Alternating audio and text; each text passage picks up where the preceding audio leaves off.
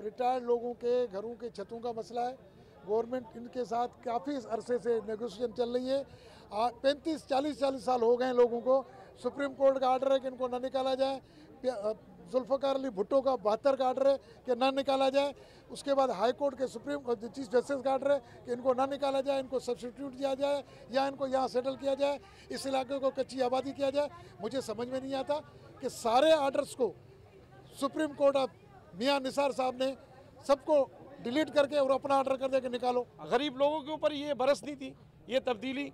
महंगाई देखो वो ऊपर जा रही है, वो ये गरीबों का जो मकान छत जो है ना वो ज़मीन नीचे से खींची जा रही है। कम अज़ कम मैं इमरान खान से ये गुजारिश कर दूँ और हुकूमत सिंध से वो इनके ऊपर जो है ना कोई एक्शन ले, इनके लिए कोई बंदोबस्त करे, कोई ऐसा तरीक़ाकार निकाले। ये बेचारे गरीब लोग हैं और अपने अपने मकानों में कहीं शिफ्ट इनको करवाए, किसी जगह में शिफ्ट कराए। ये मसले का हल नहीं है। अब बहुत से लोग यहाँ पर ज़ख्मी हुए हैं, लोगों ने बताया है। भैया पीछे आ जाओ, वरना और भी चढ़ जाएंगे लोग यार भाई।